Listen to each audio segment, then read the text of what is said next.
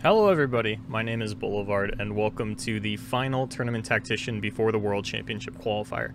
Before I get into the tier list and the meta rundown, I do want to give a couple of housekeeping notes. Number one, this video is very much for the World's qualified players. Obviously, that's the most important thing happening this weekend, arguably this month, and I want to sort of just share my insight with those players about what I think the meta is going to look like, some adaptations that some of the decks that have made, lineups, things like that. I'm operating under the assumption that Azir Aurelia is just not going to show up to this tournament, and Sivir Akshan I think will show up in one specific lineup, but I'm going to talk about the pillars of the meta, the ban strategy that players can take, and sort of go over like every deck and how it pairs into those pillars of the meta so that you can kind of craft a lineup from there, just in case you're still totally off the rails. You've practiced every deck, but you haven't really started to think of, like, which three am I bringing, what is my ban strategy, things like that. So kind of go over that stuff. Number two, the World Championship qualifiers are not being streamed in an official capacity by Riot Games, so myself and Jay Doza have taken it upon ourselves to stream not only the Americas qualifiers, but the European and the Asia, Southeast Asia qualifiers as well. We will be streaming all three of them. We will be doing this by having players stream their perspective on a 15-minute delay. Of course, our stream will have no delay, so that we can interact with chat and kind of get in some cool figureheads within the community, and for like a couple of quick words and things like that. I've had a couple people reach out that they'd be interested in hopping on, giving their thoughts on everything that's going down, and all that kind of good stuff. So that's going to be really long. It looks like, if I've got my times right, and I really hope I do, because that's what I'm in charge of, I guess, the Southeast Asia qualifiers will begin at midnight on Friday, New York time. The European qualifiers will begin at 8 a.m. New York time, and the Americas qualifiers will start at 4 p.m. New York time. Now, there are 2 days of qualifiers, which means we're basically going Southeast Asia, right into Europe, right into America, right back into day 2 of Southeast Asia. So we might be streaming for like 35 hours or something like that. I don't know exactly how long the tournaments are going to be because they're double elimination rather than a set Swiss round, so it's kind of hard to know how long they're going to be, but however long it takes, we're going to be there. We're going to do it all because this should be broadcast. So we will be broadcasting it for you. So if you know anybody that is playing in the World's qualifiers, please encourage them to stream so that we can grab their perspective, because if we run out of streamers, then we don't have anything that we can show you, and we can't broadcast it. So we would like to be able to get as far into the tournament as we can. So if we could rally together as a community and make that happen, that'd be a big help. So now let's actually look at the meta.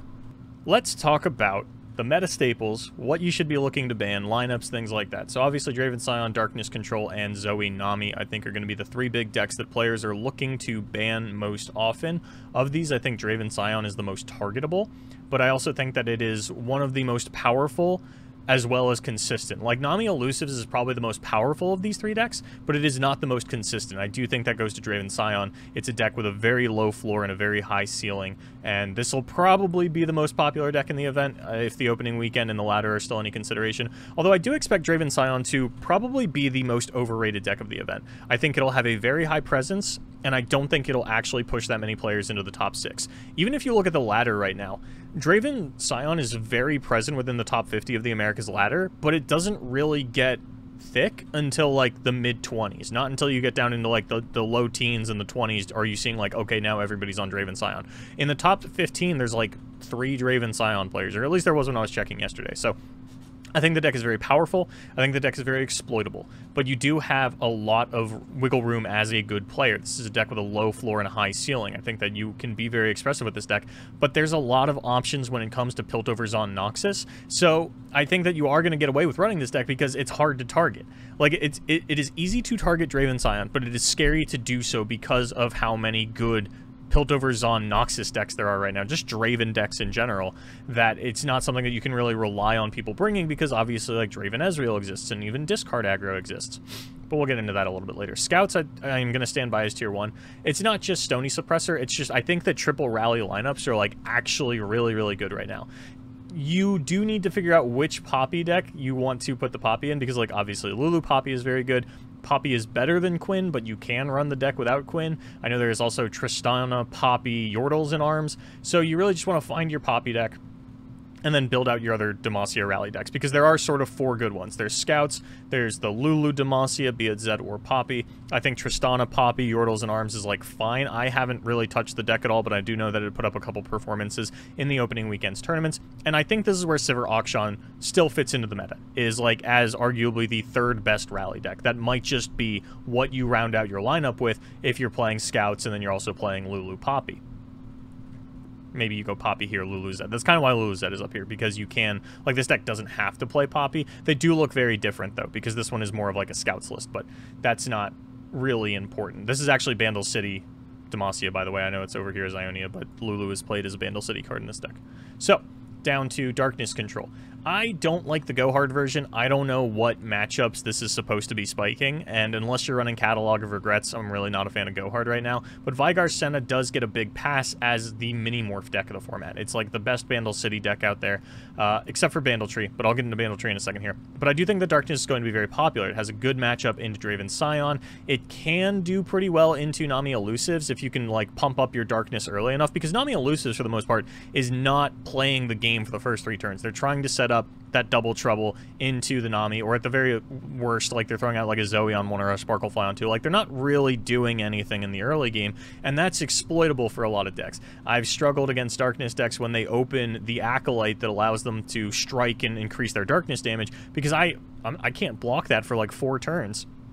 And it just starts to run away with the game on me, because the Nami elusive builds have been very streamlined at this point. They're looking a lot like Lee Sin almost, where you just have your 2 champions, and a very small number of followers, and then all of these spells.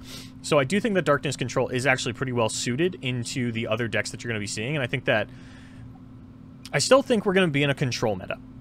I don't think that Darkness does very well into things like Anivia, but it does do very well into other board-based control decks like Viego. I think Viego has almost certainly been taken out of the meta. I think I even took it off the tier list. No, it's down here. Spooky Viego is down in the gutter because of its matchup into Darkness Control. You just cannot compete with it, and I think that Darkness is sort of like a better version of what Viego was, and I did think that Viego was very good. Players are still kind of torn on the builds for this and the most optimal cards. I'll let them figure that out, but I do think that Darkness is a meta staple. And then Nami Elusives, if you haven't seen this by now, it's the new elusive tech.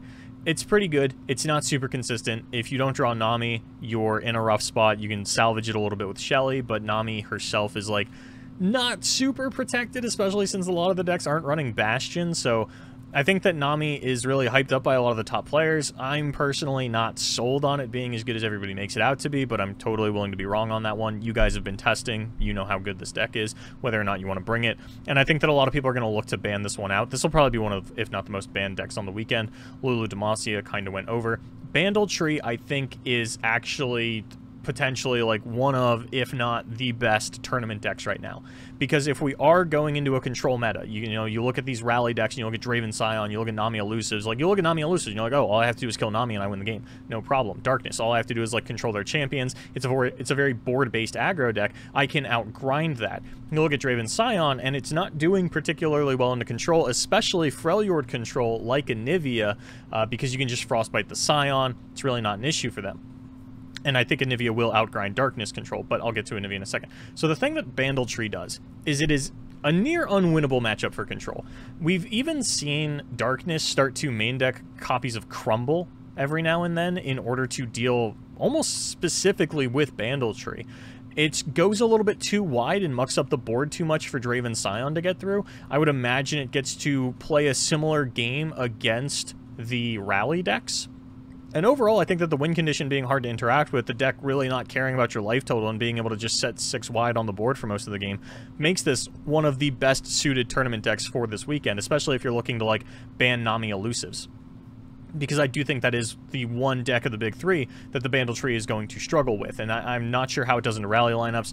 That is something you would have to tell me. But, you know, you constantly go 6 wide. You probably won't beat Lulu Poppy because of all the quick attack. But I think that you would do fine into Scouts. And I think you would do fine into the nerfed version of Sivir Akshan.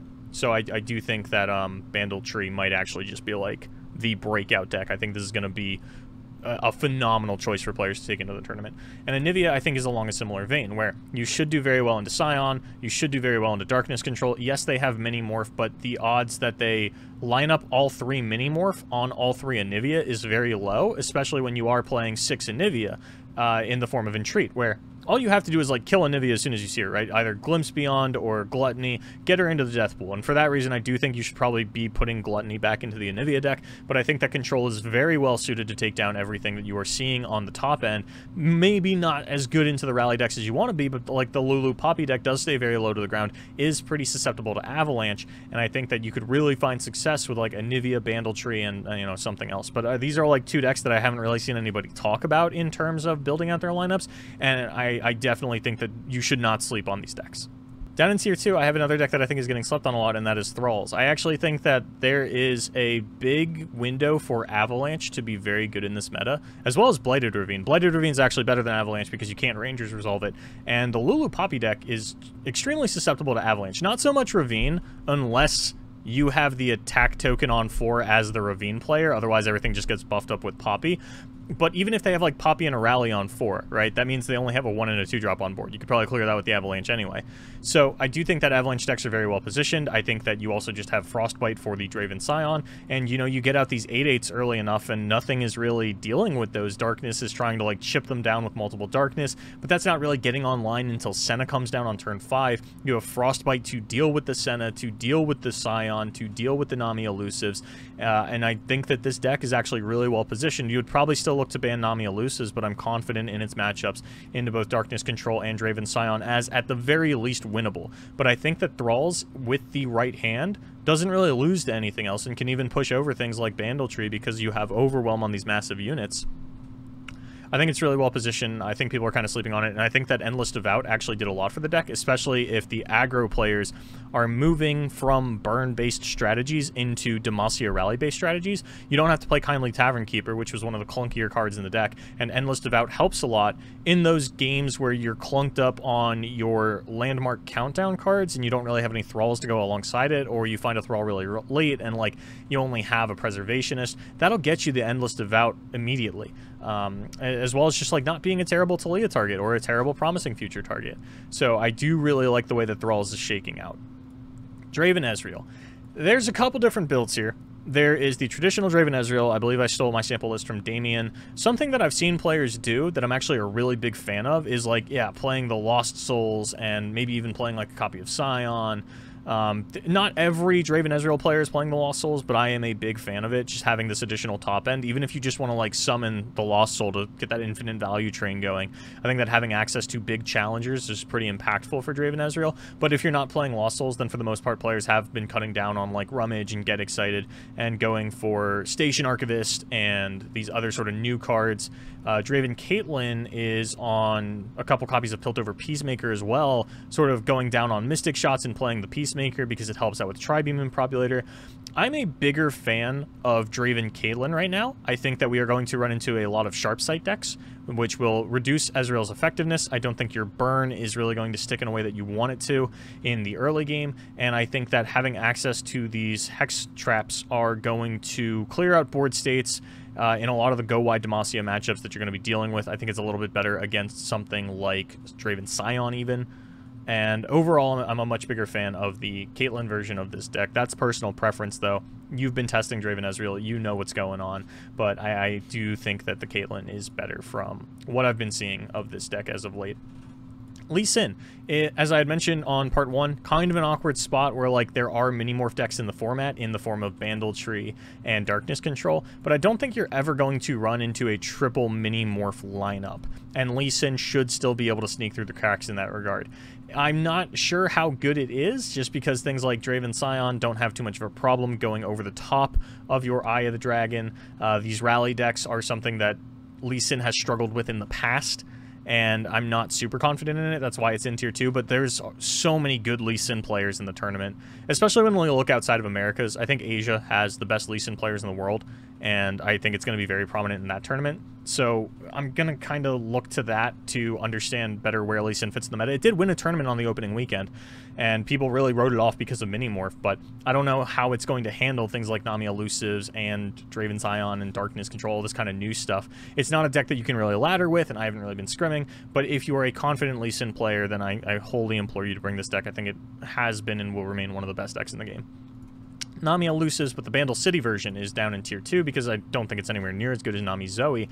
I was never really a fan of the Bandle City or Piltover and Zon version of the Nami deck. The PNZ version just kind of gets hosed by Draven Scion in my testing, and the Bandle City version tends to go even at best, and I don't know, you're just not popping off as hard as the Zoe version of the deck is. You don't have as many cheap spells, you don't have as many burst spells, you don't have as many impactful elusives, you're still stuck playing things like Zap Sprayfin. Going for like this prank package is still pretty standard based on the list that I've seen off of Ladder. So ultimately, I'm not really a fan of Nami Elusives. If you're going to the Bandle City or Piltover Zon route, I don't really know why you would be playing this instead of the Zoe, unless you're bringing Starspring, and I honestly have no idea how Starspring fits into the meta. Maybe that's a secret dark horse as well, but I think that it probably doesn't do super well into Draven Scion or Draven Ezreal, so I didn't really focus too much on Starspring. There's a lot of decks, guys. Anyway, going down the line, we have Nab. I think Nab is actually in a really good spot. Obviously, it was one of the better decks of the previous meta. Players are still playing this and laddering with it and having a lot of success. And one of the big reasons is that Sejuani is very good. Draven Scion doesn't have a way to kill Sejuani. Nami Elusives can hush a Sejuani, but that's it. And generally, they're only playing one hush because they need so many other spells in order to fit into their package, and hush is just a little bit more on the expensive end. Not to mention, you can just out-tempo them with a Gangplank. So the thing that I've been seeing out of the Nab lists is a lot of people have been going the Ice Shard build again. I never loved the Ice Shard more than I liked things like Babbling Beard or Entreat or Three Sisters, but I do understand if you are playing hardcore on the Sejuani plan, then not only do you need things to constantly get you Sejuani procs, but also to level her up quickly, and that's kind of where Ice Shard fits the bill. This list was taken straight off of Ladder from the highest ranked Nab player, so that's kind of where I'm getting this information from. Nab is never a deck that players were huge on. I'm not in love with like its consistency. I think it will run into some issues there. I don't think it's going to do very well against Darkness Control. I don't think it's really going to do great against Nami Elusives, but maybe I'm underestimating that one, because you do have Monster Harpoon to kill Nami, which will get negated by a Sunblessed Vigor, but they're really only playing 2 copies of that card, so I think it's actually very feasible for you to be able to kill Nami reliably with the Nab deck. So that's kind of where it fits into the meta. I think it's actually really solidly positioned still. It'll probably be the 3rd deck in a couple of lineups, and ultimately pretty happy with where the deck is sitting. Karma Ezreal. Once again, I think we are in like a control style meta where you've also got these rally decks. Those are like the 2 sort of lineups that I would expect to see, is like control and then rally. And Karma Ezreal obviously does very well into control. Again, mini morph decks could be a bit of a problem, but you can win with either Karma or Ezreal. It is a little unfortunate that you like can't throw down Karma and just fire off all your burst spells before they can actually mini-morph it, but hey, it is what it is. I think that Karma Ezreal is still very well positioned in the meta, but it is difficult to play. I don't think too many players are actually going to bring it, so it's kind of down in tier 2. Frostbite mid-range is actually really interesting, I think, because, again, I'm a big fan of Freljord right now. I don't know, like, obviously it's not an Avalanche deck, but it does still have Frostbite tools. We actually saw a win in the OLS from Pachuki on the opening weekend, who brought a lineup specifically designed to target Draven Scion, including Frostbite midrange. Now, Pachuki's build was a little bit out there. It was running like a Riven and no Harsh Winds and no Reckoning, and I think I left Harsh Winds and Reckoning out of the sample list. If you want to run a Reckoning, that's totally fine. I wouldn't recommend going more than one of it, though. But I do think that Reckoning could actually be really good into things like Nami Zoe, because they're not really getting things outside of Reckoning range that early in the game, and they don't really have removal for your units, so you should feel safe doing it with even just a Trifarian Glory Seeker on the field. They play Make It Rain, so you do have to be cognizant of that, but, you know, you just find one Yeti, all of a sudden your Reckoning's online. That'll definitely clear out an early board of Nami Zoe, so I do think that Frostbite midrange is actually really well positioned in the meta, and that's got to be a big boost for Brazil, right? I'm sure Make is going to bring the Frostbite midrange out, knowing how well it does into Draven Scion, and how potentially good I think it can be into Nami, how well Reckoning and Frostbite plays into rally decks. I really think that Frostbite midrange is going to do very good. Apparently I'm just big on Freljord. I didn't even realize that beforehand, but I do think that Frostbite midrange very solid deck that you're going to need to be cognizant of. And you can probably kill Bandletree players if you've got that Reckoning or that Ashe OTK. It's not something that they can handle super effectively. You do need to be cognizant of Minimorph. They can Minimorph to silence your Ashe, so maybe you don't beat Bandletree. That's another tick in the Bandletree column, baby. So now we get down to tier 3, and this is kind of where some of the dredges of society are, right? Like Lurk. I've never liked Lurk. I don't know anybody that like consistently brings this to tournaments or consistently performs with it. There's only like 3 Lurk players on ladder. I've never been the biggest fan of the deck, but if you know, you know. Now, Deep, I thought was going to be okay, and then really wasn't. Like, Nami Elusives doesn't have any backline access, so they can't get to your Maokai, but that doesn't really matter at all. Because Draven Scion does have backline access. It has Lost Souls into Twin Blade Revenant, and that will kill your Maokai. And at 3 HP, it's very difficult for you to find an answer for that in Bilgewater Shadow Isle. And if you're if we're talking about like the Darkness matchup, you know, your Nautiluses can just get mini-morphed, and that's a really poor tempo swing for the Nautilus player. And one that I think you can't afford to have, even if they just mini-morph the one Nautilus and the next turn you get another one down, the chances that they have like a Vengeance or something are just a little bit too high. And I think that your Sea Monsters aren't going to be effective in removing things like Senna, because all of a sudden Darkness is fast speed. You never really get down impactful Devourer targets. But I do think that Deep is going to pair fairly well into the things that are not like Draven Scion and Darkness Control and Nami Elusives. I don't think you're great into Nami Elusives either, because Maokai is probably too slow for that matchup. While it will get to sit on field, that's probably only going to be all of about 2 turns before they actually kill you. And ultimately, I think that Deep is just a little bit too far removed from what is good. TF Swain and TF Gangplank. These are decks that I actually tried really early on in the meta, and I was running into the problem where I was getting hard outvalued by things like Bandletree and just anything that ran Concologist. A lot of the new Bandle City cards that just generate more cards really outvalue the TF Swain and the TF Gangplank. Not to mention Aloof Travelers being a popular choice not only in Bandle City decks, but also Piltover and Zon decks. Even seen Draven Scion start to bust those out. I think that like you're never going to get to keep a Leviathan in hand. Swain doesn't do very well without Leviathan. And your GPs are mini-morphable while your...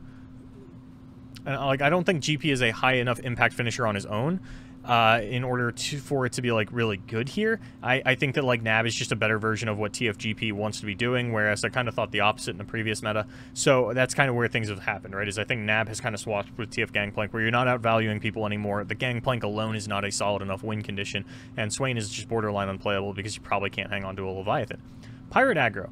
I think this deck is actually pretty good. I don't think you can really outburn the Nami Elusive decks is kind of the problem that I have with these decks right now. Darkness, it really depends on like how much life gain they're playing, but I haven't seen these burn decks performing very well even on ladder, and like, you know, we're looking at like a new meta.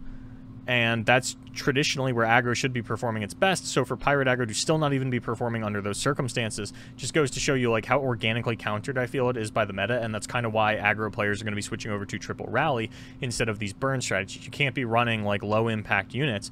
The Pirate Aggro decks from ladder have kind of evolved though. I think they've actually started playing Darius, which I think is kind of cool. But, you know, just trying to get a little bit more meat on the bones, have a little bit more finishing power. Started playing Mirai Warden, that makes sense, down from the 18 one-drop versions of old back to 12 one-drops. But ultimately, I don't know. I've never been huge on Pirate Aggro, so you can take that one with a grain of salt.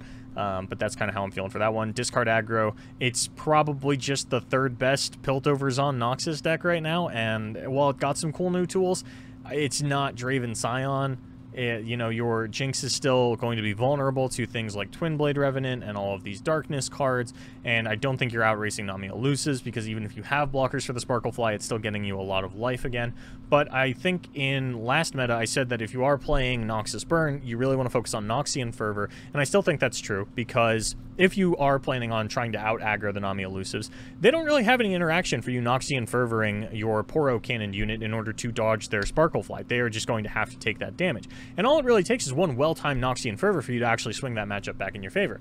I've never really been the aggro guy, though, so I think Nami Elusives is like the matchup that you need to know if you win that or not. I would assume that you don't for the most part, but like I said, it's possible that all it takes is one Noxian Fervor onto a Sparklefly and boom, you're in there.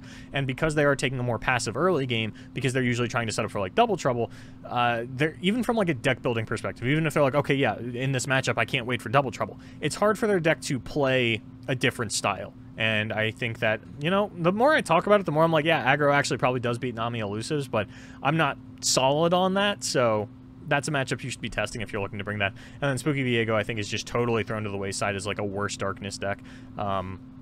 it doesn't. I don't think it's like beating anything that Darkness isn't beating, and just not having access to Minimorph is a little bit too rough. So that's kind of how I'm feeling about the meta right now. I think it's Rally decks. I think it's Draven Scion. I think it's Darkness Control. I think it's Namiel Luces. But I think that Bandletree, Anivia are like two super solid decks. Bandletree, I cannot stress enough how good I think this deck is going to be on the weekend. I don't know if people are going to pick up on it, though, so I can't really speak to its success rate, but I do think it is a very, very good deck. Thralls, I think, is a little bit slept on, but hey, that is just my opinion, man. So, that is what I think the meta is going to look like, what I think players should be considering on their lineups, and the things that you need to be focusing on. That's, I hope you enjoyed that. I hope you got some nugget of wisdom out of that, especially since this was pretty long. I appreciate you sitting through it all. Once again, twitch.tv/jdozagg starting midnight on Friday. That will be Saturday morning, Friday night type situation.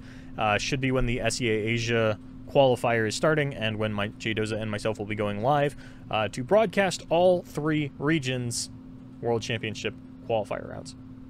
So, unfortunately, I don't want to speak too much on like lineup, because you should know more about that than I do.